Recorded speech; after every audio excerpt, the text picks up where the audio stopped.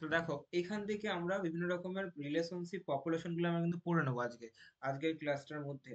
এটা বড় ক্লাস হবে, দেখা যাক কতখানি ক্লাস হোক, কিন্তু কন্টিনিউ করবো আমরা ক্লাসটা। দেখো প্রথমে দেখো আমরা যেহেতু আমরা পড়ছি কোথায়, যে ফিজিওলজি, এনভায়রনমেন্টাল ফিজিওলজি, যেটা এসএলএসটি তে আছে। সেইখান থেকে দেখো অলরেডি আমরা পিপিটি রিপ্রেজেন্টেশন ক্লাস আগেরটা দিয়ে দিয়েছি। আজকে আমরা একটুখানি ডকুমেন্টেশন হচ্ছে, যেখানটায় বই থেকে আমরা নিয়ে, সেখান থেকে আমরা নিয়ে আমরা এই পার্টটা কমপ্লিট করব। উম, দেখো আহ, অনু দেখো এখানটা করে তুমি পাবে। দেখো অনুকৃতি বা হচ্ছে বন্যগ্রাহ, কালারেশন বা মিমিক্রি। মিমিক্রি এবং কালারেশন, দেখো আমাদের এই পরিবেশে অনেক প্রাণী রয়েছে, অনেক প্রাণী যারা কি হয়, এরা বিভিন্ন রকম ভাবে মিমিক্রি করে। যেমন মিমিক্রি মানে কি অনুকরণ করে কোনো না কোনো ভাবে। তাকেই আমরা এই অনুকৃতি বা মিমিক্রি বা কালারেশন প্রক্রিয়া বলে, বা অনেকে কালারও নিজেকে চেঞ্জ করে। যেমন ফর ফর এক্সাম্পল দেখো গিরগিটি কালার চেঞ্জ করছে। আবার দেখো বিভিন্ন রকমের পাখি, তারা কি হচ্ছে, মানুষের ভয়েসকে মিমিক্রি করছে, তাই না, অনুরূপ করছে। তাহলে এই এই পার্টটাও কিন্তু আমাদের এই এনভায়রনমেন্টাল ফিজিওলজি টপিকে কিন্তু আছে। তো এই পার্টটা আমরা যে সম্পূর্ণ পার্টটা কমপ্লিট করছি আমরা, ওকে। দেখো এখান থেকে আসো। দেখো মিমিক্রি, দেখো যে পদ্ধতিতে মাধ্যমে এটি প্রাণী ও উদ্ভিদ বা অন্য কোনো নির্জীব বা সজীব বস্তুর সাথে আপাত মিল সৃষ্টি করে এবং নিজেকে প্রতিরক্ষা দান করে, নিজেকে লুকিয়ে রেখে অপর কোনো অসুবিধা লাভ করে, তাকে আমরা মিমিক্রি বলবো। দেখো অবশ্যই দেখো এই মিমিক্রি কেন করা হয়, মানে অনুকরণ কেন কেন করা হয়, দুটো রিজনের জন্য হতে পারে। একটা কি হবে, সামনের যে অপোনেন্ট আছে তাকে সে অবশ্যই শক্তিশালী, বা তাকে আহ সে নিজেকে সার্ভাইভ করার জন্য কি হবে, নিজেকে লুকিয়ে রাখে, যাতে সে যদি না বুঝতে পারে। এছাড়াও কি হতে পারে, এছাড়াও নিজেকে অ্যাট্রাকটিভ করার জন্য, নিজেকে যেন আকর্ষণীয় করার জন্য মিমিক্রি করতে পারে। মানে দুটো রিজন হতে পারে। একটা হচ্ছে নিজেকে প্রতিরক্ষা দানের জন্য, আর একটা কি হবে, মানে অপরকে আকৃষ্ট করার জন্য কিন্তু মিমিক্রি করা হয়। সেটা উদ্ভিদও হতে পারে, প্রাণীও হতে পারে। তাহলে এটাকে বলে, বাংলায় বলে অনুকৃতি, ইংলিশে বলে মিমিক্রি। এই মিমিক্রি, দেখো দেখো যে যে মানে এই অনুকৃতির মধ্যে যে যে জীবগুলি হচ্ছে এই মিমিক্রি দেখায়, তাকে আমরা বলবো মিমিক মিমিক অ্যানিমেলস বলবো, বা অনুকরণকারী অ্যানিমেলস বলবো, যারা নিজের পরিবর্তন ঘটায়, তাকে আমরা বলবো মডেল। এইগুলো নাম থেকে বুঝতেই পারছো, মডেল। ঠিক আছে। এটা দেখো অনেক রকমের মিমিক্রি হতে পারে। মিমিক্রি তিন ধরনের মিমিক্রি হতে পারে, কি কি হতে পারে, একটা রক্ষণাত্মক রক্ষণাত্মক মিমিক্রি, যাকে বলে protective protective mimicry. Protective mimicry একটা আক্রমণাত্মক, যাকে অ্যাগ্রেসিভ মিমিক্রি, আর একটা কি হচ্ছে সগ্রাণ বা কনসাস মিমিক্রি। তিনটে মিমিক্রি হতে পারে। তিনটে মিমিক্রি সম্বন্ধে আমরা দেখে নেব যে কি কি মিমিক্রি। প্রথমে দেখো রক্ষণাত্মক বা প্রোটেকটিভ মিমিক্রি জিনিসটা কি। অবশ্যই দেখো শিকারী প্রাণীদের হাত থেকে নিজেকে রক্ষা করার জন্য প্রাণীরা যেসব অনুকৃতি দেখায়, তাকে আমরা কি বলবো, রক্ষণাকৃতি বা রক্ষণামূলক অনুকৃতি। এই ধরনের অনুকৃতি দু রকমের হতে পারে। একটা কি হচ্ছে দেখো কনসিলিং মিমিক্রি, একটা ওয়ার্নিং মিমিক্রি। খুব ইম্পর্টেন্ট, মিমিক্রি থেকেও কিন্তু কোশ্চেন আমাদের দেখা যায় থাকে। দেখো একটা হচ্ছে কনসিলিং মিমিক্রি, দেখো যাকে লুকানোর জন্য মিমিক্রি, দেখো কনসিলিং মিমিক্রি মানে শত্রুর হাত থেকে নিজেকে রক্ষা করার জন্য। যে কনসিল মানে গোপন করা। আমরা আমরা ইংলিশে ওয়ার্ডে তো লেখাই থাকে কনসিল, মানে কনসিল মানে কোনো কিছুকে গোপন করাকে, হাইড করা মানে হচ্ছে হাইডের হচ্ছে সিনোনিম। তাহলে কনসিল থেকে বুঝতে পারছি যে কোনো কিছুকে লুকানো। তাহলে কি শত্রুর হাত থেকে নিজেকে রক্ষা রক্ষা করার জন্য, নিজেকে লুকানোর জন্য যে ধরনের মিমিক্রি দেখা যায়, তাকে আমরা সেই ধরনের মিমিক্রি আমরা বলবো যে কনসিলিং মিমিক্রি।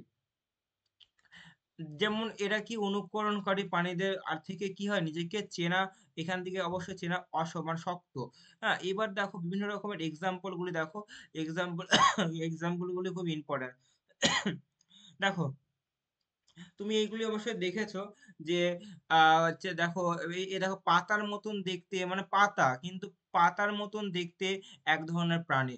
মানে অনেকটা পাতার মতন গাছের সাথে মিশে যাবে, মনেই হবে না যে এটা কোনো প্রাণী, কিন্তু এটা এক ধরনের পাতা। মানে এক ধরনের প্রাণী কিন্তু দেখতে অনেকটা পাতার মতন দেখতে। তাহলে এই ধরনের মিমিক্রি সে নিজেকে লুকিয়ে রাখছে। দেখো ১ নম্বর দেখো কিপ্টোলিথোড যারা সাদা রং কাঁকড়ের দেহকৃতি হয় বা সমুদ্রের তীরে নুড়ি নিয়ে মিশে থাকে তাদের বলা হয় কিপ্টোলিথড লিথোড ওকে? ইম্পোর্টেন্ট দেখে রাখো যেহেতু এইসব 9, 10, 11, 12 এর বেস করে যদি কোয়েশ্চেন থাকে এরকম মিমিক্রি থেকে কিন্তু কোয়েশ্চেন তোমাকে হোয়াট ইজ দ্য মিমিক্রি এসব কোয়েশ্চেন তোমাকে দেবেই না। এসব কোয়েশ্চেন তোমাকে দেবে না জানেই সব পারবে। এরকম কোয়েশ্চেন তোমাকে দেবে যে আ মানে সাদা রঙের কাঁকড় সমুদ্র তীরবর্তী এলাকায় দেখতে পাওয়া যায় এক ধরনের অনুকৃতি নিচের কোনটি? কোন ধরনের অনুকৃতি দেখা যায়? Option A, B, C, D আকারে দিয়ে পেপিলি দিল, কালিমা দিল, তারপরে হচ্ছে কিপ্টোলিথোর দিল, তারপরে হচ্ছে অ্যাডিসিমা দিল। এরকম টাইপের কোয়েশ্চেন থাকবে। নামগুলিও অচেনা। তাহলে বুঝতেই পারছো এসএলএসটি যা চাইছে মানে যেগুলি চাকরির পরীক্ষায় কি চায় যে একদম ডিরেক্টলি কোনো কোয়েশ্চেন দেয় না। ইনডিরেক্টলি ভাবে যে কোয়েশ্চেন গুলি দেয় যাতে যাতে না পারে। বা যে জানে সে পারবে আর যে জানে না সে পারবে না। তাহলে এরকম তোমাকে এই টার্ম গুলি তুমি ভালো করে দেখে রাখো। এই টার্ম গুলি কিন্তু ইম্পোর্টেন্ট তোমার। দেখো কিপ্টোলিথোড মিমিক্রি ক্রিপ্টো মানে দেখো ক্রিপ্টোফাইট ক্রিপ্টো যাই হোক ক্রিপ্টো মানে মনে রাখবা যে কোনো কাকও সম্বন্ধিত হয় তাহলে সমুদ্র তীরবর্তী এলাকা হলে আমরা বুঝতে সমুদ্রের নুড়ি মুড়িকে বলছি ক্রিপ্টো বলছে। ঠিক আছে? তারপরে দেখো পেপিলি। পেপিলি থেকে বুঝতেই পারছো যেগুলি পেপিলি মানে প্রজাপতি, প্রজাপতির পিউপা গাছের ডালে লেগে থাকা সবুজ রঙের দেখায় সেগুলি গাছের গুঁড়ি বা পাথরে লেগে থাকে রংটা অনেকটা ধূসর ধূসর টাইপের হয়। প্যাপিলি প্রজাপতির পিউপা গাছের ডালে থাকে যারা অনেকটা ধূসর বর্ণের দেখতে হয় গ্রে কালারের দেখতে হয় পাথরের গায়ে লেগে থাকে তা প্যাপিলো বলা হয় থাকে। তারপরে কালিমা। কালিমা দেখো কালিমা তারপরে দেখো কালিমা দেখো না এক ধরনের দেখো নামক প্রজাপতির দেহের গঠন রং এমন ভাবে করে রাখে যাতে শুকনো পাতার মতন মনে হয়। দেখো কালিমা দেখো এ দেখো দেখছো এটা এক ধরনের পতঙ্গ এক ধরনের কালিমা এক ধরনের পতঙ্গ যা কি করছে দেখো পুরো প্রজাপতির মতন দেখতে হয় কিন্তু গায়ের রং কিরকম দেখো শুকনো পাতার মতন দেখো এইসবই কোশ্চেন তোমার এইগুলি তোমার হচ্ছে ইম্পর্টেন্ট কোশ্চেন এইগুলি তোমার পরীক্ষায় আসা কোশ্চেন। তারপরে দেখো জিও থেকে জিওমেট্রিক মথ যাকে বলা হয় হচ্ছে সেলেনিয়া টেট্রা লুনারিয়া সেলেনিয়া টেট্রা লুনারিয়া যা এক ধরনের লার্ভা গাছের ডালে দেখতে পাওয়া যায় গাছের শাখা মতন দেখতে হয় গাছের শাখা মতন দেখতে হয়। তারপরে দেখো হচ্ছে ফাইলিয়াম। হ্যাঁ ফাইলিয়াম এটি কি দেখো পতঙ্গের মতন দেখতে হয় ফাইলিয়াম যা ছত্রাক সংক্রামিত সবুজ পাতার মতন মনে হয় ইম্পর্ট্যান্ট। নেক্সট তারপর দেখো স্টিক ইনসেক্ট দেখো ওরা দেহটা অনেকটা ছোট আকারে শুকনো ডালের মতন দেখতে হয়। তারপরে দেখো অ্যারিসিমা কিরকম দেখো কচু জাতীয় উদ্ভিদ কচু জাতীয় উদ্ভিদ বা তুমি হচ্ছে অ্যারিস্টিমা নামক নামে পরিচিত রয়েছে পুষ্প বিন্যাসে মানে যে ফুলের যে পুষ্প বিন্যাসে বাইরে সবুজ বেগুনি বর্ণের আবরণ দেখতে হয় চমসার মতন অনেকটা বিষাক্ত কোবরা সাপের ফনার মতো দেখতে হয় একে বলা এরিসিমা। তাহলে দেখো এইগুলি তোমার পরীক্ষার ইম্পর্টেন্ট কোশ্চেন। এখান থেকে ধরো একটা কোশ্চেন এরকম টাইপের কোশ্চেন তোমার থাকলো তখন তোমাকে মিমিক্রি থেকে তখন তুমি কিন্তু অ্যান্সার দিতে পারবে যদি না জানলে কিন্তু অ্যান্সার দেওয়াটা খুবই ডিফিকাল্ট এখান থেকে তাই না? নেক্সট এবার দেখো যেটা আমরা এখানটা করে আসি ওয়ার্নিং দেখো ওয়ার্নিং বা ওয়ার্নিং মানে কি সতর্কমূলক অনুকৃতি। এরা কি শত্রুর হাত থেকে নিজেকে রক্ষা পাওয়ার জন্য এক ধরনের অনুকৃতি মিমিক্রি করে যা যা প্রাণী নির্বিষ বা অক্ষতিকারক হয় বা ক্ষতিকারক বিষাক্ত জীবকে মণ্ডলকে ব্যবহার করে দেহ গঠনের রং বা পরিবর্তন ঘটায় এবং শত্রুকে বিষাক্ত ক্ষতিকারক বলে ভুল করে। তাহলে বুঝতেই পারছো যে এরা নিজেদের যখন শত্রু ও আসবে তখন এক ধরনের কালার চেঞ্জ করে যখন মিত্র আসবে তখন কি কালার চেঞ্জ করে এর উপরে ভিত্তি করে এই ওয়ার্নিং মিমিক্রি দেখা যায় এবং এসএলএসটি এর আসা কোশ্চেন এটা এসএলএসটি এর আসা কোশ্চেন যে তোমার মক সেটে দেখবে আসা কোশ্চেন এই ওয়ার্নিং মিমিক্রি তোমাকে এই প্রজাপতির নামগুলো তোমাকে দিয়ে তোমাকে কোশ্চেন আকারে ছিল। ঠিক আছে তোমাদের মক যখন ফুল মকে থাকবে তখন তুমি দেখবে সব কোশ্চেন গুলো দেখবে আছে আছে একটা দুটো করে কোশ্চেন দেবে এখান থেকে আছে। তারপর দেখো বেটে বেটেসিয়ার এবং মুলেরিয়ার এই দুটো দেখো এই দুটো খুব ইম্পর্টেন্ট। এই দুই রকম আকৃতির কি হয়েছে উল্লেখ্য দেখা যায় এই দুই রকম আকৃতিকেই ওয়ার্নিং মিমিক্রিতে অন্তর্ভুক্ত করা যায় খুব ইম্পর্টেন্ট বেটেসিয়ান এবং মুলেরিয়ার। দেখো বেটেসিয়ান দেখো, এটা দেখো ভাইসরয়ের প্রজাতি, একটা মোনার্ক প্রজাতি, দেখো দুটো প্রজাতি দেখো। আর একটা মুলেরিয়ান মিমিক্রি দেখো, এ দেখো দুটো দুটো প্রজাতি দেখো। এরকম দেবে দেখতে। আমাদের তো এখানে যদি দেখতে পাও যে ফুলেতে এই বেটেসিয়ান মিমিক্রিটা দেখবা, বেটেসিয়ান এই প্রজাতিটা দেখবা খুব বেশি দেখতে পাওয়া যায় এখানটা। এটা খুবই কম দেখা যায়, কিন্তু এটা সব থেকে বেশি দেখতে পাওয়া যায়। কি বলছে, যখন কোনো খাদ্যযোগ্য বা তুলনামূলকভাবে অরক্ষিত কোনো প্রজাতি সুরক্ষিত বা স্বাদহীন আহ, স্বাদহীন প্রজাতিকে অনুকরণ করে, তখন তাকে বলা বেটেসিয়ান মিমিক্রি বলা হয়, বা বেটনস বর্ণিত অনুকৃত। যাকে স্বাদযোগ্য ভাইরয়েড প্রজাতি স্বাদহীন মোনার্ক প্রজাতির অনুকরণের একটা জাতীয় মিমিক্রি। এই ধরনের অনুকৃতির ফলে অনুকরণকারী প্রাণীটি শিকারী প্রাণীর হাত থেকে রক্ষা পেতে পারে। তাহলে দেখছো যে এইখান থেকে কিন্তু কোশ্চেন থাকার সম্ভাবনা কিন্তু বেশি আছে, খুব ইম্পর্টেন্ট। নামগুলি দেখে রাখো, নামগুলো ইম্পর্টেন্ট। তারপর 2 নম্বর দেখো কি বলছে, দেখো মুলেরিয়ান মিমিক্রি কি আছে, দেখো দুই বা তার বেশি স্বাধীন প্রজাতি প্রাণীদের একে অপরকে অনুকরণ করে রাখে। স্বাধীন একটা হচ্ছে হেলিকর্নিয়া, একটা স্বাধীন দেখো ছবি দেখো দেখো দেখো, দেখে নাও। লাইকোরিয়া একে অপরকে অনুকরণের উদাহরণ হয়, ইম্পর্টেন্ট আছে। তো এই দুটো দেখো, বেটেসিয়ার এবং মুলেরিয়ান মিমিক্রি উদাহরণ ছাড়াও ওয়ার্নিং মিমিক্রি অনেক কটা প্রজাতি রয়েছে, যেমন ধরো কুলুব্রিডি আছে এক ধরনের, দেখো কুলুব্রিডি আছে, এক ধরনের নির্বিষ সাপ, দেখো এটা এক ধরনের নির্বিষ প্রবাল সাপ। তারপরে দেখো আরো আছে দেখো, তারপরে দেখো সেসিয়া আছে, এক ধরনের মস, যা ভেস্পা নামক ভয়ানক বলতাকে অনুকরণ করে। মানে একে অপরকে অনুকরণ করছে, মানে ওর মতন ও দেখাচ্ছে, কিন্তু ও আসলে কিন্তু ও নয়, কিন্তু ওর মতন কি হচ্ছে, ও নিজেকে অনুকরণ করে রাখছে, যাতে হচ্ছে দেখে বুঝতে পারে যে এটা একটা ভয়ঙ্কর জিনিস, তাই না? এটা তো ওয়ার্নিং করছে, ওয়ার্নিং মানে সতর্ক করে দিচ্ছে ওকে যে নেক্সট। তাহলে এবার দেখো অ্যাগ্রেসিভ মিমিক্রি দেখো, সাধারণত যেসব শিকারী প্রাণী শিকার ধরার উদ্দেশ্যে এমন ভাবে অনুকৃতি করে রাখে, যা ক্ষেত্রে প্রতিরক্ষা পরিবর্তে আক্রমণে সাহায্য করে, এবং এরা এই এমন নামকরণ করে, তাকে আমরা বলবো অ্যাগ্রেসিভ ক ধরনের হয় দেখো, একটা কনসিলিং, মানে একই ভাবে দেখো, কনসিলিং একটা কি অ্যালোডিং। চলে আসো, কনসিলিং মানে জিনিসটাকে লুকিয়ে রাখা অনুকৃতি।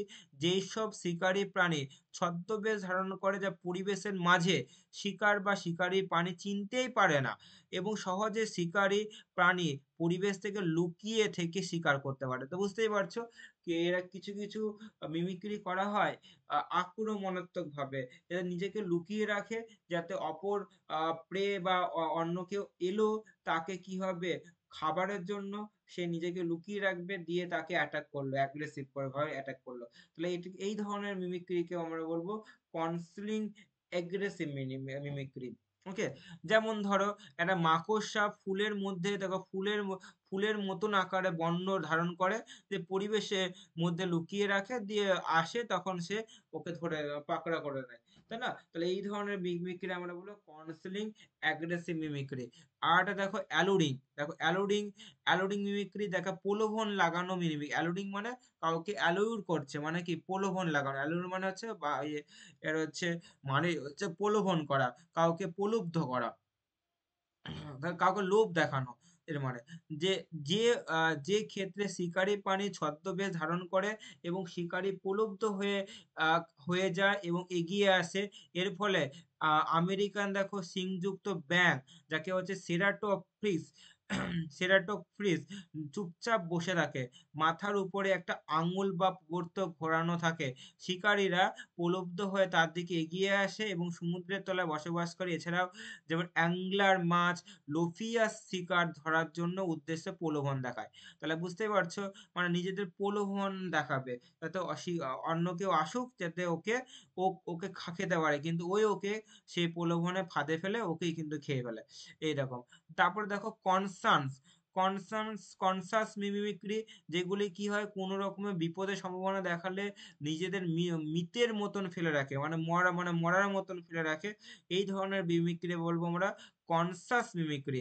যেমন আমেরিকান ওপোসাম, তারপরে ডাইডেল ফিশ বিপদের সম্মুখে হলে মৃতের মতন ভনমান করে, যে ভান করে রাখা। ইম্পর্টেন্ট দেখো, এক্সাম্পল গুলো খুব ইম্পর্টেন্ট তোমার। দেখো তারপরে দেখো কালারেশন দেখো কালারেশন দেখো তো মিমিক্রি ব্যাপারটা বুঝতে পারলাম। মিমিক্রি কি, মিমিক্রি কয় প্রকার হয়, মিমিক্রির প্রত্যেকটা এক্সাম্পল কি আমরা কিন্তু অলরেডি পড়ে ফেললাম। এইবার দেখো বর্ণগ্রাহ যাকে বলে হয় কালারেশন, মানে কালারের উপর ভিত্তি করে দেখো নিজেকে রক্ষা করছে কিভাবে দেখো।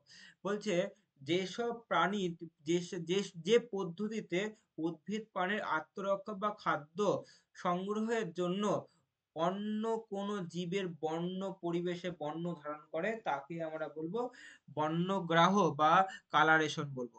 তাহলে বুঝতেই পারছো কালারেশন জিনিসটা কি। জীবজগতে এরকম ভাবে অনেক ধরনের বর্ণ সমাধান রয়েছে যারা নিজেদের কি হচ্ছে বিভিন্ন রকম ভাবে নিজেকে প্রতিরক্ষা থেকে রক্ষা করে। যেমন এক ধরনের দেখো কনসিলিং, দেখো লুকিয়ে রাখা বর্ণগ্রহ, একটা ওয়ার্নিং। এটা দেখো দু রকমের হবে। একটা দেখো কনসিলিং, দেখো দেখো কাউন্সেলিং যাকে এই প্রকার বন্যগ্রাহর দ্বারা নিজেকে পরিবেশ থেকে এমনভাবে লুকিয়ে রাখে যা সহজে চিনে নেওয়া খুবই শক্ত। দেখো আকৃতি আলোচনা কয়েকটি বর্ণগ্রহ উদাহরণ দেওয়া হয়েছে এবং এই অনুকৃতির ক্ষেত্রে বর্ণগ্রহ বিশেষ মাত্রা দান করে এবং এটি হচ্ছে দু রকমের হতে পারে। একটা কি হচ্ছে আক্রমণাত্মক হতে পারে, একটা আক্রমণাত্মকহীন হতে পারে। এবার দেখো অওয়ার্নিং যাকে কি বলছে দেখো বিভিন্ন রকমের, যেমন বেটেনিয়াস মডেলের মিমিক্রি, বিভিন্ন রকমের কালার বর্ণ নিজেকে চেঞ্জ করে দেয়। হ্যাঁ, অনেক রকমের মথের ডানার উপরে কালো গোলাকার দাগগুলি শিকারী প্রাণীদের মধ্যে কি হয় ধাঁধা জাগিয়ে দেয়। এই দাগগুলি অনেকটা সতর্কমূলক সংকেতের উদাহরণ। তাহলে আশা করি বুঝতে পারছো মিমিক্রি সম্বন্ধে। এখান থেকে কোনো রকমের কনফিউজ আশা করি নেই, থাকবে না। দেখো ইজি, এসব ব্যাপারগুলি খুবই কঠিন না, খুব ডিফিকাল্ট জিনিস না। জাস্ট একবার দুবার করে পড়লেই মাথায় আইডিয়া হয়ে যায় যে এই জিনিসগুলি কি বলতে চাইছে। এবং এখানটা সব থেকে বেশি ইম্পর্ট্যান্ট এই এক্সাম্পলগুলি, সব থেকে বেশি ইম্পর্ট্যান্ট। কাদের দেখতে পাওয়া যায়, কাদের দেখতে পাওয়া যায় না, এই এক্সাম্পলগুলি তোমার চাকরির পরীক্ষার কোশ্চেন। এগুলি থেকে বেশি কোশ্চেন থাকে। কাকে বললে কি হয় ওগুলি আসবে না। আর কিন্তু বাট তোমার হচ্ছে কোথায় কোথায় দেখতে পাওয়া যায়, কাদের মধ্যে দেখা যায়, এটাই তোমার ইম্পর্টেন্ট। এগুলোই তোমার ইম্পর্টেন্ট। বুঝতে পারলে? এবার দেখো এর আগের দিন যেমন আমি পড়াচ্ছিলাম দেখো অন্য পিপিটি থেকে, আজকে তো যেহেতু একটা বই থেকে আমি পড়াচ্ছি এখান থেকে। দেখো ব্যাপারটা জিনিসটা একই। দেখো অলরেডি আমি পড়িয়েছি পিপিটি থেকে যে মিথজীবিতা, যাকে হচ্ছে মিউটালিজম জিনিসটা কি। দেখো আজকেও নিয়ে এসেছি, আজকেও ব্যাপারটা পড়িয়ে দিচ্ছি, কেননা বাংলা ইংলিশ দুটোকে কভার করে দিয়েছে, বাংলাও করে দিচ্ছি ইংলিশও করে দিচ্ছি, সুবিধা হয়ে যাচ্ছে, একবারে পড়া রিভিশন হয়ে যাচ্ছে। দেখো ব্যাপারটা বুঝে নাও, খুব ইম্পর্টেন্ট। এখান থেকেও কোশ্চেন, খুবই ইম্পর্টেন্ট কোশ্চেন থাকেই, দু একটা কোশ্চেন তো এখান থেকে তো থাকে। তো এই পপুলেশন ইন্টারাকশন থেকে কিন্তু কোশ্চেন থাকে। তাহলে দেখো মিথজীবিতা, মিথজীবিতা কি যখন দুটো পৃথক, দেখো অবশ্যই পৃথক প্রজাতির জীব পরস্পরের সাথে যুক্তভাবে এমনভাবে অবস্থান করে যে এক ধরনের সহবাসের মধ্যে উভয় উপকৃত হয় এবং মিথজীবিতা সৃষ্টি হয়। মানে এদের মানে এই দুটি জীব অধিকাংশ ক্ষেত্রে বিচ্ছিন্ন এককভাবে বেঁচে থাকতে পারে না। মানে ব্যাপারটা কি বলছে অবশ্যই দেখো তুমি জানো, আমি বলেছি, আবার বলছি যে দুটো পৃথক প্রজাতি একে অপরের সাথে এমনভাবে রিলেশনশিপ করে রাখে যাতে এ ওকে উপকৃত করছে, ও ওকে উপকৃত করছে, যে মানে একা নিজে অপরের উপর নির্ভরশীল নয়, এরকম নয়। একে অপরের সাথে অবশ্যই নির্ভরশীল। দুটো যদি বিচ্ছিন্ন হয়ে যায় বা আলাদা হয়ে যায় তাহলে কি হবে, কি অধিকাংশ তাহলে কি হবে, অনেক সময় এই ধরনের জীবগুলি বাঁচতে পারবে না বা সে মৃত্যুর মুখে সম্মুখীন হয়। তাহলে এই ধরনের যে রিলেশনশিপকে, যে একে অপরের সাথে যুক্তভাবে আবদ্ধ করে যে সম্পর্ক তৈরি করছে, উভয়ে যেন উপকৃত হচ্ছে, এই ধরনের রিলেশনশিপকে আমরা বলবো মিথজীবিতা, যাকে ইংলিশ নামগুলো দেখে রাখো, মিউটালিজম বলা হয়। ইম্পর্টেন্ট।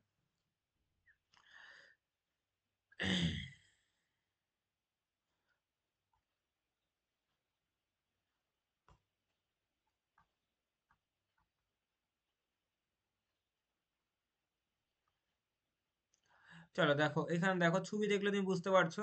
দেখো দেখো অর্বুদ সৃষ্টিকারী রাইজোবিয়াম। রাইজোবিয়ামের পড়া তো আমার সাথে অনেক আগে বছর, মানে অনেক মানে বিএসসি থেকে আমরা কলেজ স্কুল থেকে বিএসসি পর্যন্ত আমরা পড়েই আসছি, এমএসসি তো পড়তে হচ্ছে রাইজোবিয়াম। একটা গুরুত্বপূর্ণ যে নোডিউল ফর্ম তৈরি করে রাইজোবিয়াম। তারপর দেখো পতঙ্গ পরাগযোগের সময় পরাগরেণু ভক্ষণকারী যে পতঙ্গ, ঠিক আছে, দেখো ডুমুর ফল বা ওয়াস পতঙ্গের মিথজীবিতা। তাহলে এইগুলি কি করছে, একে অপরকে কি করছে, হেল্প করছে। দেখো এবার দেখো মিথজীবিতার কিছু এক্সাম্পল গুলো দেখে রাখো, ইম্পর্টেন্ট আছে। রাইজোবিয়াম। রাইজোবিয়াম কাদের ক্ষেত্রে হয়, যেমন যেমন লেগুমিনাস ফ্যামিলি বা লেগুমিনাস জাতীয় যারা হচ্ছে সিম্বো গোত্রীয় প্রাণীদের মধ্যে কি হয়, মূলে থাকা রাইজোবিয়াম থাকে, যা কি করে রাইজোবিয়াম ব্যাকটেরিয়া আশ্রয় করে শর্করা জাতীয় খাদ্য সরবরাহের জন্য যে ও যে নাইট্রোজেনকে কি করে ও পাঠিয়ে দেয়। আর ও ওর কাছ থেকে খাদ্য গ্রহণ করে। এর ফলে একে অপরের সাথে কি হয়, মিউটালিজম সম্পর্ক সৃষ্টি করে। যেমন লাইকেন, অনেক সময় দেখো ডিরেক্টলি ফ্ল্যাট কোশ্চেন থাকে, লাইকেন কার কার সমন্বয়ে গঠিত, অ্যান্সার কি হবে, ইজি কোশ্চেন থাকে, অ্যান্সার কি, অ্যালগি এবং ফাঙ্গির সহযোগিতায় সম্মিশ্র রূপকে আমরা বলবো লাইকেন। ওকে। যেমন দেখো শৈবাল ক্লোরোফিলের সাহায্যে সালোকসংশ্লেষে খাদ্য গ্রহণ করে। আবার দেখো লাইকেন কি হয়, শৈবাল থাকার ফলে ওরা সালোকসংশ্লেষ প্রক্রিয়া খাদ্য করতে পারবে। আবার যখন ছত্রাক হওয়ার ফলে কি হবে, সে অনেক পচা গলার উপরে ভিত্তি করে কারো গায়ে আটকে থাকা তার থেকে নিউট্রিয়েশন নিতে পারবে। তো দু রকমের ভাবেই সে নিজেকে যে মিথজীবিতার সৃষ্টি করছে। তা এই ধরনের লাইকেন একটা বেস্ট এক্সাম্পল। 2 নম্বর দেখো মাইকোরাইজা, ইম্পর্টেন্ট আছে মাইকোরাইজা থেকে নেট সেটে অনেকবার প্রশ্ন থাকে, নেট সেট অনেকবার মাইকোরাইজা থেকে বেশি কোশ্চেন থাকে। হ্যাঁ, এবার দু দু তিনটা কোশ্চেন এখান থেকে থাকে। উদ্ভিদ মূল এবং ছত্রাকের সমন্বয়ে গঠিত, তাকে উদ্ভিদের মূল এবং ছত্রাকে মানে উদ্ভিদের মূলে বড় বড় যে গাছগুলি থাকে তাদের যে মূলে যে ছত্রাক যে বসবাসকারী থাকে, তাকে আমরা বলবো যে হচ্ছে সেই ধরনের রিলেশনশিপকে আমরা বলবো হচ্ছে মিউটালিজম। ঠিক আছে। বা মাইকোরাইজা, মাইকোরাইজা বলবো তাকে আমরা। দেখো মানে একে অপরকে পুষ্টি, দেখো ছত্রাককে আশ্রয় পুষ্টি প্রদান করে, পরিবর্তে ছত্রাক প্রচুর পরিমাণে জল এবং খনিজ লবণ উদ্ভিদের মূলকে প্রদান করে। দেখো দুটোর মধ্যেই কিন্তু একটা সুসম্পর্ক তৈরি হচ্ছে। তাহলে এই ধরনের কি আমরা রিলেশনশিপ কি আমরা বলবো, মাইকোরাইজা রিলেশনশিপ। নেক্সট, উইপোকা, প্রোটোজোয়া তাদের মধ্যেও অবশ্যই আছে। তারপরে দেখো রুমেন ব্যাকটেরিয়া বা অঙ্কুলেট ব্যাকটেরিয়া, এদের ক্ষেত্রেও তুমি দেখতে পাবে। বুঝতে পারলে? এবার দেখো এটা এটা তোমাকে বলা উচিত, একটা অব্লিগেটর, হ্যাঁ, একটা ফ্যাকাল্টেটিভ, এই দুটোর কথার মানেটা কি, এই দুটো এইখান থেকে কিন্তু কোশ্চেন থাকে। অব্লিগেটরি সিম্বায়োসিস আর একটা হচ্ছে ফ্যাকাল্টেটিভ সিম্বায়োসিস, জিনিসটার মধ্যে পার্থক্য কি। যখন দেখো লাইকেন, মাইকোরাইজা, মিথজীবী ক্ষেত্রে দুটি জীব পৃথক পৃথক ভাবে অবস্থান করতে পারে না, এই প্রক্রিয়াকে বলা হয় বাধ্যতামূলক, যাকে অবিলিগেটরি, মানে বলে না অব্লিগেট। অব্লিগেট মানে কি, বাধ্যতা, মানে মানে ও ওকে ছাড়া বাঁচতেই পারবে না, মানে ইম্পসিবল। হ্যাঁ, মানে হতেই পারে না। তো এরকম যখন কথা আসবে, এরকম যখন রিলেশনশিপ থাকবে, সেই ধরনেরকে আমরা অবিলিগেটরি বলবো। তো অবিলিগেট মানে বাধ্যতা, আর ফ্যাকাল্টেটিভ মানে কি, না ওকে ছাড়াও থাকতে পারবে, কোনো অসুবিধা নেই। তাহলে এরকম কথা থাকলেই আমরা বলবো ফ্যাকাল্টেটিভ। ঠিক আছে। দেখো এখানে পড়ো, দেখো কি বলছে, দেখো পড়লে বুঝতে পারবে। দুটি জীব পৃথকভাবে অবস্থান করলেও তাদের মিথজীবিতা লক্ষ্য করা যায় ইচ্ছামূলক বলা হয়। মানে দেখো এখানে কথাটা ঠিক সেরকম ভাবে কথাটা দেয়নি ওরা, আমি তোমাকে বলে দিচ্ছি। অবিলিগেটরি মানে বাধ্যতামূলক, ঠিক আছে, তাকে লাগবেই, না লাগলে হবেই না। আর হচ্ছে আর ফ্যাকাল্টেটিভ মানে লাগলেও চলবে না লাগলেও চলবে, মানে খুব পুরোপুরি ডিপেন্ডেন্ট নয়। ঠিক আছে। যে না থাকলেই যে মরে যাবে সেরকম কোনো ব্যাপার নাই, নিজেকে সার্ভাইভ করতে পারবে। তো এই কথা থাকলে ফ্যাকাল্টেটিভ বলা হয়। ইচ্ছামূলক মিথজীবিতা বলা হয়। যেমন দেখো পতঙ্গ ফুলের মিথজীবিতা মধ্যে, পতঙ্গ ফুল থেকে মকরন্দ মধু দেখো ভক্ষণ করে ফুলে উড়বার জন্য সময়ের মধ্যে ফুলের পরাগযোগ ঘটায়। তো তুমি এই লাইন থেকে বোঝো যে মানে ফুল যে ফুলের যে পরাগ মিলনের জন্য পতঙ্গ কি খুব কম্পালসারি, যে দরকারি, তা তো নয়। কারণ ফুলের মধ্যে কি হয়, স্বপরাগযোগ হয়, আমি পড়ানো আছে। স্বপরাগযোগ হয়, ইতর পরাগযোগ হয়। ইতর পরাগযোগ তো শুধুমাত্র পতঙ্গের মাধ্যমেই হয় তা তো নয়, বাতাসের মাধ্যমে হতে পারে, জলের মাধ্যমে বিভিন্ন রকমের মাধ্যমের গুলোও তো হতে পারে। পতঙ্গ যে একমাত্র যে তার পন্থা তা তো নয়। আবার নিজের স্বপরাগযোগ রয়েছে, উপরের ফুল নিজের ফুলের মধ্যে, নিজের গাছের মধ্যে ফুলের মধ্যে পরাগযোগ মিলন সংঘটিত হতে পারে। তাই জন্য তাই জন্য এখানে পতঙ্গই তো কম্পালসারি নয়। পতঙ্গকেই যে নিতে হবে তা নয়। তাহলে এরকম কথাগুলি থাকলেই বুঝতেই পারছো, এরকম ব্যাপারটা সম্পর্ক থাকলে আমরা বলবো ফ্যাকাল্টেটিভ। এই দুটো টার্ম খুব ইম্পোর্টেন্ট, অব্লিগেটরি আর ফ্যাকাল্টেটিভ। কোয়েশ্চেন থাকে এখান থেকে। মাইক্রোরাইজা কি আমি এখনই বললাম, শৈবাল কি বললাম, রাইজোবিয়াম কি বললাম, টার্মাইট উইপোকাগুলি কি হয় তাও আমি বললাম, তাই না? দেখো মাইক্রোরাইজা লাইকেনের দেখো ছবি, দেখো মূলের যে একটা প্রস্থচ্ছেদ করেছে তার দেখো ভেতরে দেখো তার কিরকমটা সম্পর্ক। এবার এইখানটা আসো, প্রতিযোগিতা যাকে বলে কম্পিটিশন। ইম্পর্টেন্ট এটা দেখো, এটা একটা দেখো ইম্পর্টেন্ট বলছে, দুই বা ততোধিক জীবের মধ্যে খাদ্য এবং আলো, জল, আশ্রয়, প্রজনন ইত্যাদি প্রতিযোগিতা দেখা দেয় এবং একই প্রাকৃতিক সম্পদের জন্য দুটো জীবের মধ্যে যখন প্রতিযোগিতা সৃষ্টি হয় তাকে বলা হয় কম্পিটিশন।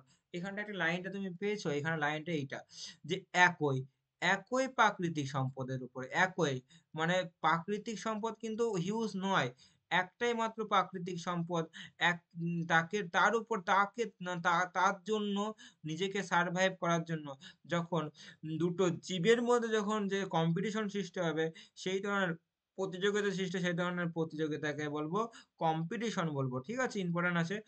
এটা দু রকমের হতে, একটা ইম্পর্টেন্ট আছে অন্ত, একটা হচ্ছে আন্ত। একটা আন্ত বা ইন্টার পেসিফিক, দুটো লাইনের মধ্যে পার্থক্য আছে, হিউজ পার্থক্য। যখন একই প্রজাতিভুক্ত জীবেদের মধ্যে প্রতিযোগিতা হবে তখন তাকে আমরা বলবো ইন্টার, যেমন খরগোশের মধ্যে তখন আমরা ইন্ট্রা। আর যখনই আমাদের বলবো যে একটু দুটো ভিন্ন প্রজাতির মধ্যে হবে তখন তাকে আমরা বলবো, যেমন মাংসাশী প্রাণী যে চিতা বাঘ, বাঘ ও চিতা, হ্যাঁ দুটো ভিন্ন প্রজাতি কিন্তু দুজনাই মাংসাশী প্রাণী, তাদের মধ্যে আমরা ইন্টার ইন্টার একটা আন্ত, একটা অন্ত, ইম্পর্টেন্ট আছে। আচ্ছা, এরপরে দেখো শিকার যাকে বলে পিডেশন। পিডেশন মানে কি, এমন কিছু প্রতিক্রিয়া যেখানে কিছু একটি প্রজাতি অপর একটা প্রজাতির মধ্যে মেরে ভক্ষণ করে নেয়, তাকে আমরা বলো পিডাটর বলবো বা শিকারী, বা দ্বিতীয় একটা বলো পিডাটর বলবো আর একটা কি বলবো প্রে বলবো, মানে শিকার বলবো। যেমন দেখো পতঙ্গভুক্ত যে পতঙ্গভুক্ত যে উদ্ভিদগুলি দেখতে পাওয়া, যে উদ্ভিদগুলি দেখতে কলসিপত্রী, তারপরে হচ্ছে কলসপত্রী, তারপরে তোমার হচ্ছে ভেনাস ফ্লাইটের, এগুলো তুমি যে বাঘ হরিণকে শিকার করছে, তাহলে একে অপরকে কি করছে, শিকার করছে খাদ্যের জন্য, নিজেকে সার্ভাইভ করার জন্য, নিজেকে বাঁচার জন্য, তাই না? তাহলে এই ধরনের রিলেশনশিপকে আমরা বলবো পিডেশন, পিডেশন বা শিকার। নেক্সট, তারপরে দেখো কি আছে দেখো,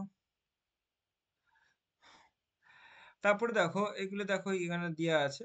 তারপরে দেখো পরজীবিতা, ইম্পর্টেন্ট আছে যাকে বলে প্যারাসাইটিজম। প্যারাসাইটিজম জিনিসটা কি, যখন দুটো জীব মানে একইভাবে বসবাস করছে একে অপরের সাথে, কিন্তু বাট আগেরটা দেখলে মৃতজীবীদের ক্ষেত্রে কি হবে, একে অপরকে হেল্প করছে, সেই ব্যাপারটা ছিল, কিন্তু এখানটা কিন্তু উল্টো ব্যাপারটা, নেগেটিভ রিলেশনশিপ, মানে একে অপরকে কি হয়, ক্ষতি করছে। আর যার উপরে বসবাস করে তাকে আমরা হোস্ট বলবো, যাকে আমরা বাংলায় বলবো পোষক, বা আমরা বলবো হোস্ট। আর এই ধরনের, আর যাকে বলবো যে অলরেডি জীবটা যে তাকে আমরা বলবো প্যারাসাইট, যে ক্ষতি করছে তাকে প্যারাসাইট বলবো। এদের মধ্যে যে রিলেশনশিপকে আমরা বলবো পরজীবিতা। ওকে, প্যারাসাইটিজম বলা, এটা এটা ইম্পর্টেন্ট তথ্য। এইখানটাও দেখো ফ্যাকাল্টেটিভ আছে আর একটা অব্লিগেট আছে, জানি না আছে কিনা। এটাও কিন্তু ফ্যাকাল্টেটিভ হতে পারে, অব্লিগেট হতে পারে, দু রকমেরই হতে পারে।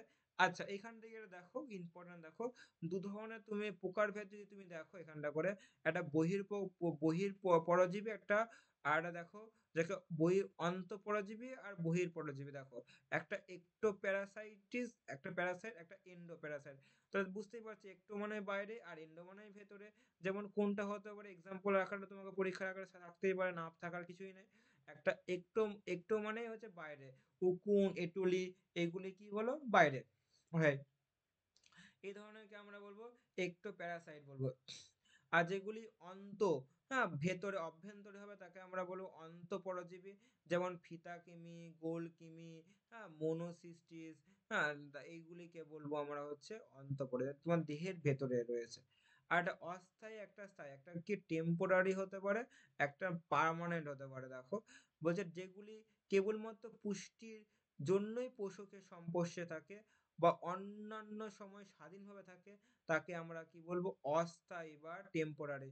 যেমন ছাড় পোকা, স্ত্রী মশকি যোগ, এরা কি হয় টেম্পোরারি, মানে শুধুমাত্র পুষ্টির জন্যই থাকে বা বাকি টাইমে এদের কোনো কাজ নেই, বাকিরা ওরা কি নিজেদের ইন্ডিপেন্ডেন্স ভাবে বসবাস করে, তাকে বলবো আমাদের হচ্ছে আহ, তুমি আমাকে যদি বলো অস্থায়ী।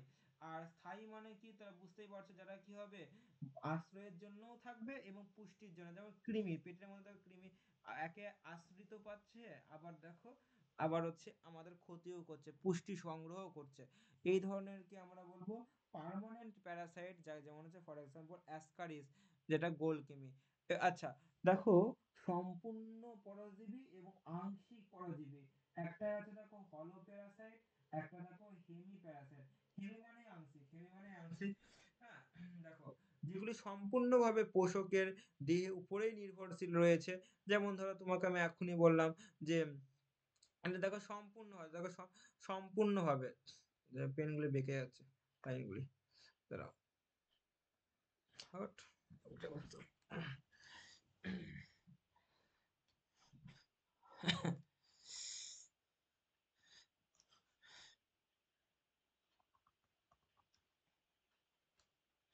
দেখো এটা দেখো সম্পূর্ণভাবে পোষকের মধ্যে নির্ভরশীল রবে।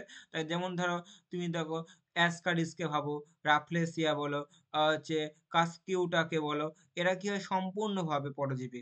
হ্যাঁ, এরা অন্যান্য শ্বাস প্রক্রিয়ার মাধ্যমে করতে পারে না নিজেকে, এরা হচ্ছে পতঙ্গের উপরে নির্ভরশীল রয়েছে। আর যেগুলি কি হবে মানে পুষ্টির জন্য শুধুমাত্র কিছু অংশ নির্ভরশীল থাকে আংশিক, যেমন হচ্ছে ভিসকাম, লোরান্থাস, মানে সম্পূর্ণ না হলে আংশিকভাবে যারা থাকে তাকে বলবো মানে হেমি প্যারাসাইট বলবো।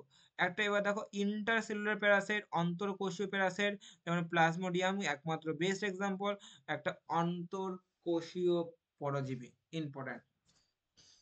এটা দেখো প্যাথোজেনিক হতে পারে আর নন প্যাথোজেনিক হতে পারে, দেখো অনেক রকম টাইপস গুলি দেখো, যেগুলি কি হচ্ছে দেহের মধ্যে রোগ সৃষ্টি করে তাকে বলো প্যাথোজেনিক বলবো, যেমন ভিব্রিও কলেরি, সালমোনেলা টাইফি, এরা কি বলো দেহের ক্ষতি সৃষ্টি করবে। আর পরজীবী দেহের রোগ সৃষ্টি করে না তাকে নন প্যাথোজেনিক বলা হয়, যেমন হচ্ছে ক্লিটোম্যাক্স হচ্ছে সরি হচ্ছে হচ্ছে কাইলো চিলোম্যাস্ট্রিক্স, হ্যাঁ ম্যাসে নীলি। আচ্ছা, অ্যান্টামোবিয়া কোলি, এরা হচ্ছে দেখো যেমন ইকোলাই, যা এরা কিন্তু দেহের ভেতরে আছে, তার নন প্যাথোজেনিক হয়, ক্ষতিকর সাধন করে না।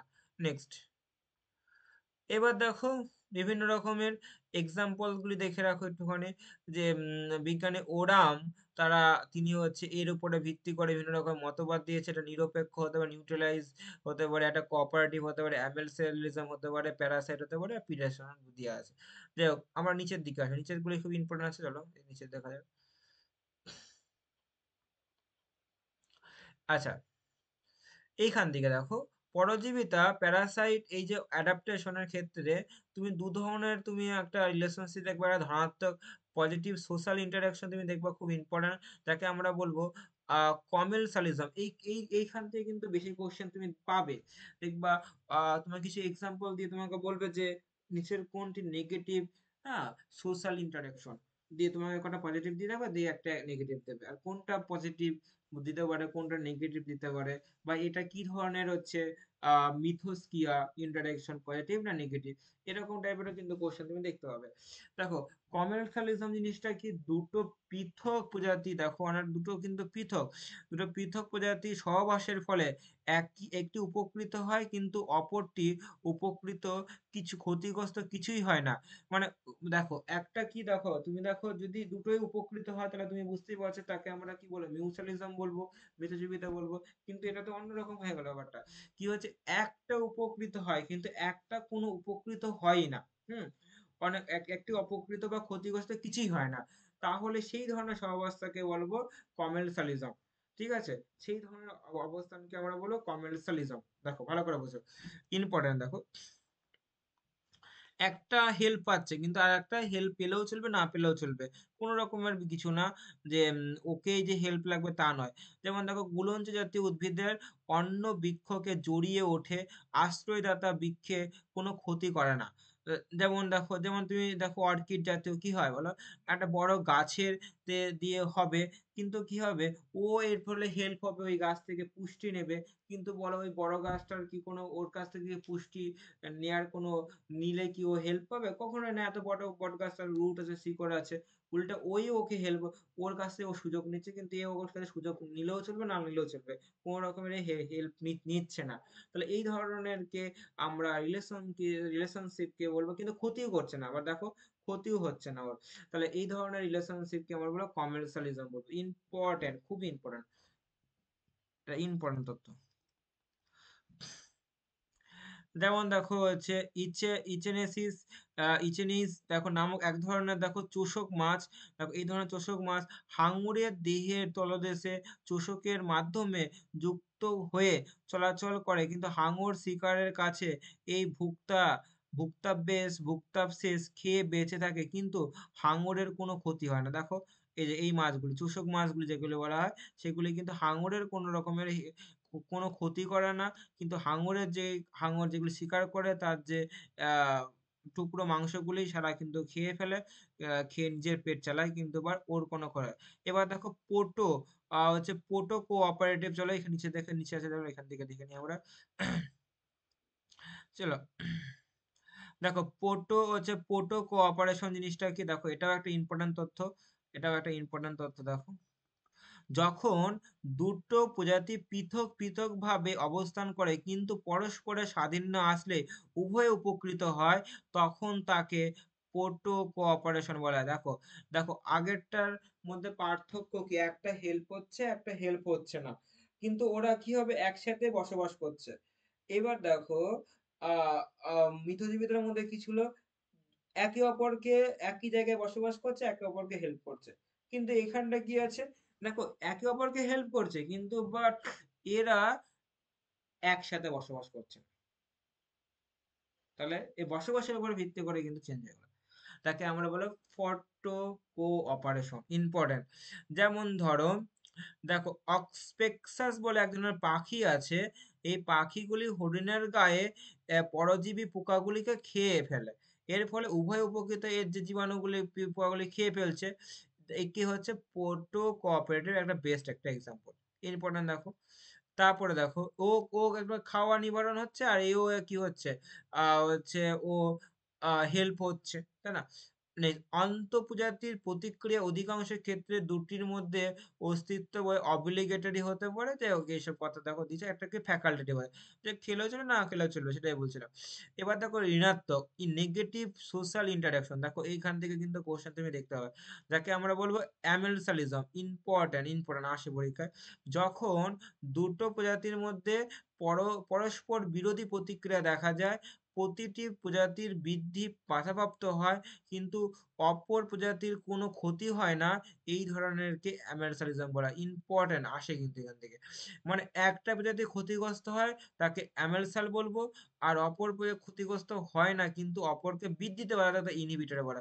যেমন দেখো, পেনিসিলিয়াম ছত্রাকটি পেনিসিলিয়াম অ্যান্টিবায়োটিক নির্গত করে বলে তার চারপাশে অধিকাংশ ব্যাকটেরিয়া জমাতে পারে না। দেখো পার্থেনিয়াম নামক এক ধরনের আগাছা বিভিন্ন রকমের ফেনল উপকার মাটিতে নিঃসরণ করার ফলে অন্যান্য উদ্ভিদ জমাতে পারে না। তারপরে দেখো, হচ্ছে জাগলান্স, হচ্ছে নাইগ্রা নামক এক ধরনের বাদাম জাতীয় গাছ জুগোলান নামক রাসায়নিক পদার্থ সৃষ্টি করে, নিকটবর্তীতে জন্মায় না, তাকে অ্যালোলোপ্যাথি বলে। ব্যাপারটা কি আমি তোমাকে ভালো করে বুঝিয়ে দিচ্ছি। দেখো ব্যাপারটা কি, দেখো ব্যাপারটা কি বলছে বলো তো। দেখো তুমি দেখো ধান গাছের তলায় দেখো যে অনেক আগাছা গাছ জন্মায়।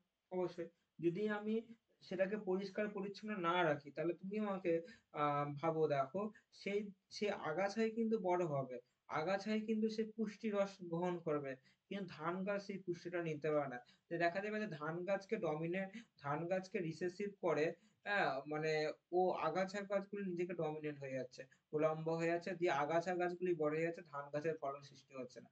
তাহলে এই ধরনের যে রিলেশনশিপ, একটা অপরকে ইনহিবিট করে দিচ্ছে, অপরকে যে ক্ষতিগ্রস্ত করে দিচ্ছে, যে তুমি না, তুমি ভাই রিসেসিভ থাকো, আমি ভাই ডমিনেন্ট হবো। তাহলে এই ধরনের রিলেশনশিপকে আমরা বলবো যে নেগেটিভ প্রভাব সৃষ্টি করছে সামাজিক যে মিথস্ক্রিয়াকে আমরা বলবো অ্যামেলসালিজম। অ্যামেলসালিজম। ইম্পর্টেন্ট, আর একটা গুরুত্বপূর্ণ ইম্পর্টেন্ট, যেমন পেনিসিলিয়াম যখন অ্যান্টিবায়োটিক সৃষ্টি করে, পেনিসিলিয়াম গাছ যখন এখানে হয় সেটা পেনিসিলিয়ামই গাছ হয়, কিন্তু বাট সেখানটা করে অন্যান্য ফাঙ্গি কিন্তু জন্মায় না, কেন ও জন্মাতে দেয় না, তাই না? ও নিজেকে জন্মায়, নিজেকে, অন্যান্য ব্যাকটেরিয়া সেই টাইমে জন্মাতে পারে না। তাহলে এই ধরনের রিলেশনশিপকে বলবো অ্যামেলসালিজম বলবো।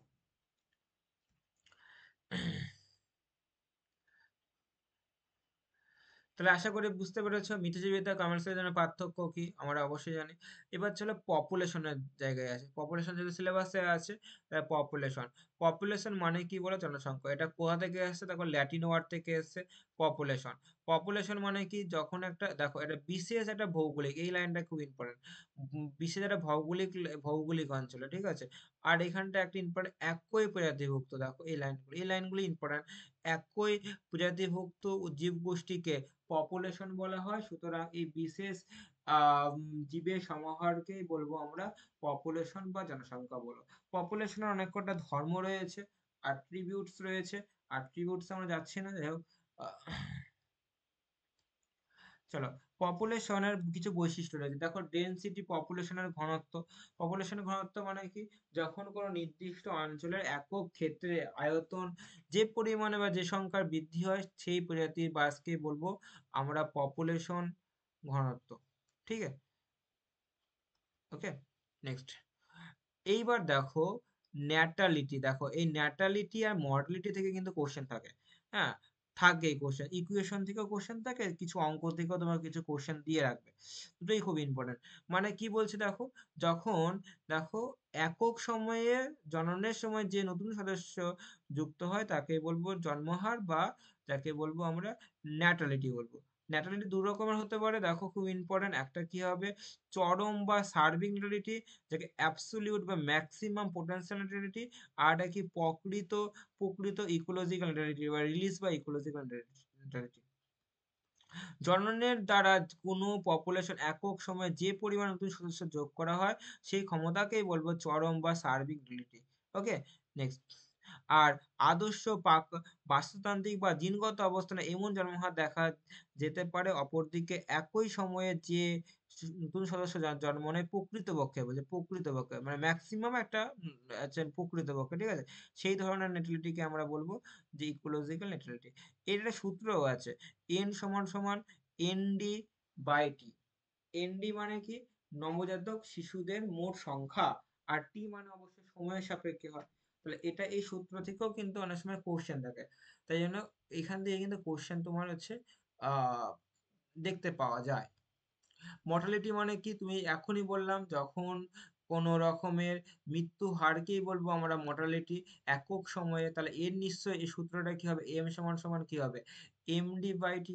অবশ্যই এরা দু রকমের হতে পারে, একটা কি সর্বনিম্ন মর্টালিটি হতে পারে, আর একটা কি হবে পোটেনশিয়াল মর্টালিটি হতে পারে, দু রকমের হতে পারে, আর একটা প্রকৃত মর্টালিটি হতে পারে। চলো এখান থেকে চলে আসো, অভি অভি দেখো ইমিগ্রেশন আর ইমিগ্রেশনের মধ্যে পার্থক্য, এই দুটো থেকেও কিন্তু কোশ্চেন ইম্পর্টেন্ট, মানে এইসব কোশ্চেন গুলিতে খুব ইম্পর্টেন্ট কোশ্চেন থাকে।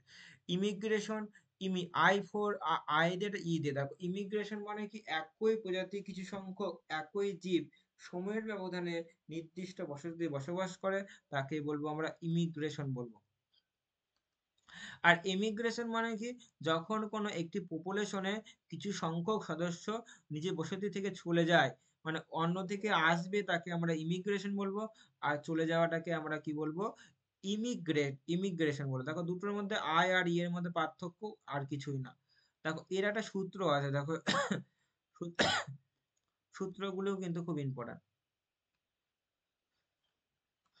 দেখো N, N T plus one, মানে একক সময়ে প্লাস টি যুক্ত হয়ে যাচ্ছে, সেই সময়টা সমান সমান এন, যে আগের যে আগের যে তোমার হচ্ছে যে নাম্বার এবং বার্থ প্লাস ইমিগ্রেশন, আর হচ্ছে ডেথ প্লাস হচ্ছে ইমিগ্রেশন, দুটোর মধ্যে দেখো যোগফল থেকে বিয়োগ করে তার সাথে এন এর যোগফলকে বলবো আমরা এন প্লাস এন টি, ঠিক আছে। নেক্সট, দেখো চার্ট আকারে দেখো দিয়ে আছে, চার্ট আকারে পপুলেশন ডেনসিটির চার্টে দেখো বলছে, দেখো বেশ চাপ চাপ জায়গা।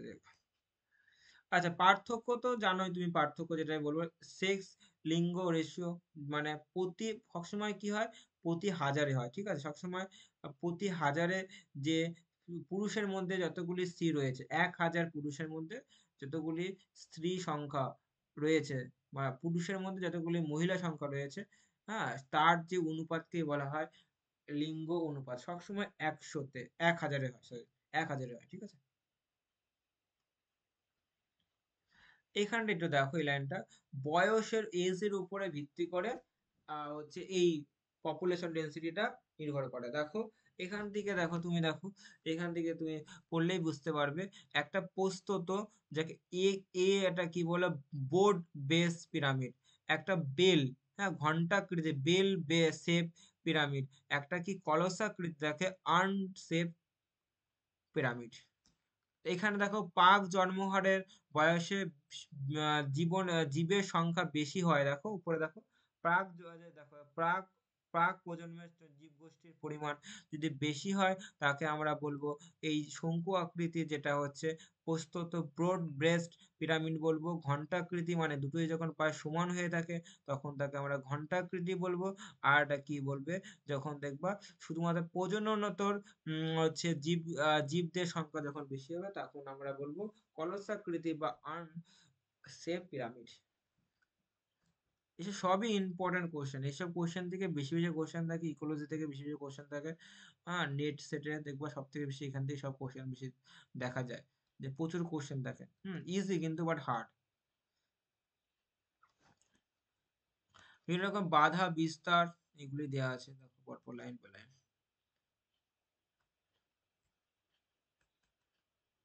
পপুলেশন অস্থিরতা বিন্যাস দু রকমের হতে পারে, সমসত্ব, ইউনিফর্ম, একটা বিক্ষিপ্ত।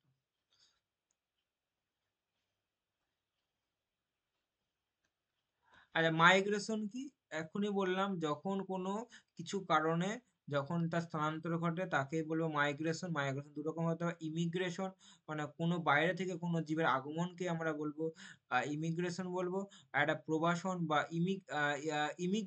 ইমিগ্রেশন মানে কি, যখন এই স্থান থেকে যখন চলে যাওয়াটাকে বলা হয় ইমিগ্রেশন।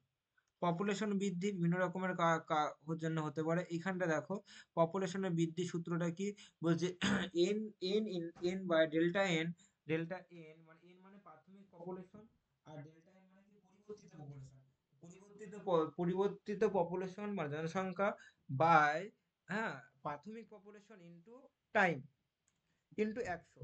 এই সূত্রকে কাজে লাগিয়েও কিন্তু কিছু অঙ্ক যদি সাপোজ তোমাকে দিল পরীক্ষার সিটে, হ্যাঁ, 11-12 বেস করে বেশি দিতে পারে, তো এই সূত্রটাকে কিন্তু কাজে লাগিয়ে তুমি কিন্তু অঙ্কটা করে নিতে পারবে।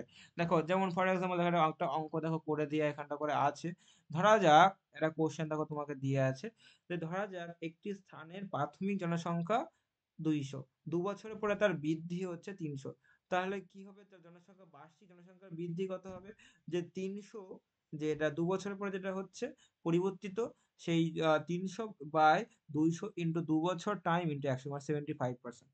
তাহলে এর উপরে ভিত্তি করে তুমি কিন্তু কিছু কোশ্চেন তুমি দেখতে হবে, থাকে পরীক্ষা, ইজি কোশ্চেন বাট সূত্র জানতে হবে।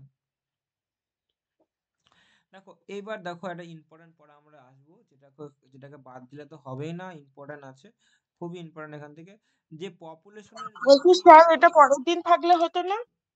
কিছু বলছো? দাঁড়াও, শুনতে বলছি আর এটা বাকিটা পরের দিন হলে হতো না? বাকিটা পরের দিন বলছো? হুম। আর একটুখানি আছে, চলো হয়ে যাবে, আচ্ছা, ঠিক আছে। আর বেশি নেই, এই তো 2টো পেজ আছে। ফেলে রাখলে কি বলতো, অনেক পড়া তো, এত পড়া কভার করতে টাইম টাইম লেগে যাবে। আর একটুখানি ওকে, আছে, ওকে।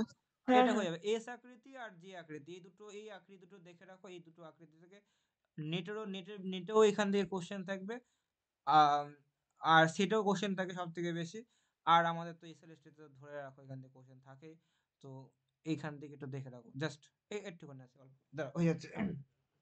দেখো এস আকৃতি পপুলেশনের বৃদ্ধি দু রকমের হতে পারে, একটা মেইনলি দু রকমের হতে পারে, একটা এস আকৃতি, একটা জেড আকৃতির পপুলেশন, আর একটা কি সূচকীয় বৃদ্ধি হয়। চলো সূচকীয়টা আমাদের বেশি খুব বেশি ইম্পর্টেন্ট নয়, আমাদের এস আকৃতি আর জে আকৃতি এই দুটো পপুলেশন থেকে সবচেয়ে বেশি কোশ্চেন থাকে। চলো এখান থেকে দেখেন, চলো এখান থেকে দেখো এস আকৃতির পপুলেশন মানে কি দেখো, মানে তুমি গ্রাফ থেকে দেখো, তুমি জাস্ট এর এর দেখো, যখন কোনো আমরা সেই ব্যাকটেরিয়ার যে গ্রোথে আমরা পড়েছিলাম lag phase, log phase, exponential phase, এগুলি মনে এগুলি পড়েছো? তো এখানটাও দেখা যাচ্ছে যে দেখো একটা বিন্দুতে গিয়ে শুরু হচ্ছে, দিয়ে হট করে সেখান থেকে কি হচ্ছে হালকা শুরু হচ্ছে, মানে অতভাবে স্পিডে যাচ্ছে না, তাকে আমরা ল্যাগ ফেজ বলবো। আস্তে আস্তে দেখা যাচ্ছে এমন কিছু কিছু এসে গেল, যার ফলে টোটালি পুরো একদম গ্রাফটা কি হবে, পুরো হাই স্পিডে চলে গেল, মানে একদম পুরো আপে চলে গেল। দিয়ে তারপরে দেখা যাবে যে একটা টাইম আসবে, সেই টাইমে আর কোনো গ্রোথ হচ্ছে না, একদম হচ্ছে লেভেল সেম থাকলো। দিয়ে আবার দেখা যাবে এক টাইমে আসলো, দিয়ে সেই টাইমে কি হলো, আস্তে আস্তে ডিক্রিজ হতে গেল। এই ধরনের শেপকে বলবো এস আকৃতির শেপ, যেটা আমাদের ব্যাকটেরিয়াল পপুলেশনে খুব ভালোভাবে দেখা যায়। আমাদের এমনি হিউম্যান যে গ্রোথও কিন্তু সেরকম ভাবে দেখতে পাওয়া যায়। দেখো এখানে অনেক কটা ফেজ রয়েছে, ল্যাগ ফেজ, লগ ফেজ, যেহেতু এত বেশি আছে লেখা আছে দেখো। ১ নম্বর দেখো ল্যাগ ফেজ। ল্যাগ ফেজ মানে স্তিমিত বৃদ্ধি। দেখো যেখানটা কি হবে, পপুলেশন আস্তে আস্তে স্তম্ভিত থাকবে, খুব বেশি আসবে না। যেমন এই দেখো এইটুকটা ফেজ কিন্তু ল্যাগ ফেজ বলবো, এই যে ল্যাগ ফেজ, ল্যাগ ফেজ। তাহলে দেখো এখানে মৃত্যু হার, জন্ম হার প্রায় কাছাকাছি থাকে, তাকে আমরা ল্যাগ ফেজ বলবো। পরবর্তী ক্ষেত্রে একটু একটু ধনাত্মক ত্বরণ দশার সৃষ্টি হয়, আস্তে আস্তে বাড়ে। হ্যাঁ, তারপরে আস্তে আস্তে কি হবে, এমন টাইপের দেখো লক, এখানে দেখো লগ ফেজ, এখানে চলে ল্যাগের পরে লগ দেখো। লগ মানে কি, তখন কি হবে, আস্তে আস্তে কি হবে, বৃদ্ধিটা খুব এটা স্পিডলি বাড়বে। ওকে, স্পিডলি বাড়বে, তাকে আমরা বলবো লগ ফেজ বলবো। তারপরে দেখো এক্সপোনেনশিয়াল ফেজ, দেখো আগে পিছিয়ে করে দিয়ে আসে, যাই হোক। এক্সপোনেনশিয়াল ফেজ মানে কি হবে, যেখানটা কি হবে, আস্তে আস্তে বৃদ্ধি হওয়ার পরে কি হবে, একটা স্থির লেভেলে থাকবে। হ্যাঁ, আর যেখানটা করে আর বাড়বে না। তাহলে এই যে এই মানে বাড়াটুকু পর্যন্তই, এই যে এই দশাকে আমরা বলবো লগ ফেজের পরে কি এক্সপোনেনশিয়াল ফেজ যাব। তারপরে যাব আমরা কি বলবো, যে স্থিমিত, যেটা স্টেশনারি ফেজ বলবো, মানে আর বাড়বে না, একদম লেভেল থাকবে। যেমন এক্স এ দেখো লেভেল আছে এখানটা করে বহন ক্ষমতা, তাকে আমরা বলবো হচ্ছে স্টেশনারি ফেজ। আর এইখানটা করে আমরা ক্যারিং ক্যাপাসিটি পাবো, খুব ইম্পর্টেন্ট, ক্যারিং ক্যাপাসিটি বা যাকে বহন ক্ষমতা। তাহলে বহন ক্ষমতা কোথায় দেখতে পাওয়া যায়, স্টেশনারি ফেজে দেখতে পাওয়া যায়। এখান থেকে মানে ছোট ছোট কোশ্চেন, খুব ইম্পর্টেন্ট কোশ্চেন গুলি পরীক্ষায় আসে। দেখো এর যে সমীকরণের বৃদ্ধি রূপকে, আর তারপরে কি হবে, একদম স্তিমিত হয়ে যাবে, দিয়ে একদম লে ডাউন হয়ে যাচ্ছে, যে পড়ে যাচ্ছে, মানে মৃত্যু হার হয়ে যাচ্ছে, জন্মহার তখন স্থগিত রয়ে থাকছে। এর সূত্রটাকে বলে ডিএন বাই ডিটি আর এন 1 - n/k। এই সূত্রটাকে অ্যাপ্লাই করলে তুমি এখান থেকে যদি কোশ্চেন থাকে, কোশ্চেন যদি দেখা যায়, তাহলে এই কোশ্চেনের অ্যান্সার তুমি এখান থেকে করতে পারবে। এবার দেখো যে আকৃতি টোটালি উল্টো, মানে যে আকৃতি দেখো, বানানটা দেখো একই ব্যাপারটা, কিন্তু এটাকে দেখো মডালিটি ফেজটা আরো দ্রুততার সাথে হচ্ছে দেখো, আর স্টেশনারি ফেজকে খুবই মানে খুবই অল্প, কিন্তু বাট মডালিটি ফেজটা দেখো দ্রুততার সাথে নিচের দিকে নেমে যাচ্ছে। এই ধরনের আকৃতিকে বলবো যে আকৃতির আকৃতি বলে প্রথম দিকে তিস্মিত হয়, মানে ও বেশি হয় না, আস্তে আস্তে কি হবে দেখো স্লো ডাউন বেস বলবো। এখানে ল্যাগ ফেজ, লগের ফেজের কোনো গল্প নেই।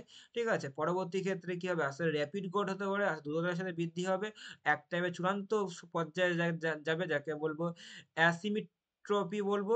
তারপরে যেখানটায় কি বহন ক্ষমতা, ক্যারিং ক্যাপাসিটি আমরা সৃষ্টি পাবো। তাহলে এখানে বুঝতে হচ্ছে ক্যারিং ক্যাপাসিটি কোথায় দেখতে পাওয়া যায়, একদম মানে ওই গ্রোথিং যেখানটা করে একদম চূড়ান্ত পর্যায়ে যাবে, যেখানে স্টেশনারি ফেজ থাকবে, সেখানটায় আমরা ক্যারিং ক্যাপাসিটি দেখতে পাবো, মানে বহন ক্ষমতা কতটা নিতে পারবে। তারপরে দেখো তারপরে কি হবে, দ্রুততার সাথে দেখো দেখো একদম পুরো দেখো রিপিট ডিক্লাইন হয়ে যাবে, আর দ্রুততার সাথে কি হবে, নিজেকে মানে ডাউন হয়ে যাবে। এই ফর্মুলা দেখো, এই ফর্মুলাটা এইভাবে এটাকে বলে। এখানে দেখো সমীকরণে আর কে বলা ইনসেক্টি rate of the natural increasing, important আছে, আসা পরীক্ষা এই সূত্র থেকে কোনো সময় কোশ্চেন থাকে। এই তো হয়ে গেল, তো এই তো আর স্পিডে করলাম, চলো। এখান থেকে এটা জাস্ট এক্সাম্পলটা দেখে রাখো, এটা এস আকৃতি হয়। এখানটা দেখো তিস্মিত বৃদ্ধি দশা বা লেগ দশা তুলনামূলক দীর্ঘ হয়, এটা কি অবশ্যই ক্ষুদ্র হয়। এরা পপুলেশনের বৃদ্ধি তুলনামূলক ধীরে ধীরে হয়, অবশ্যই ধীরে ধীরে হয়।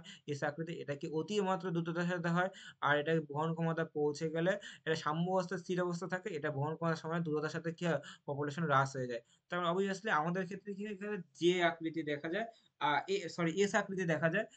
যে আকৃতির খুবই কমই তুমি দেখতে পাবা, বিভিন্ন রকমের অ্যানিমালস এর ক্ষেত্রে তুমি দেখতে পাবা যে হট করে কমে যাচ্ছে, হট করে মানে কমে যাচ্ছে, তাই না?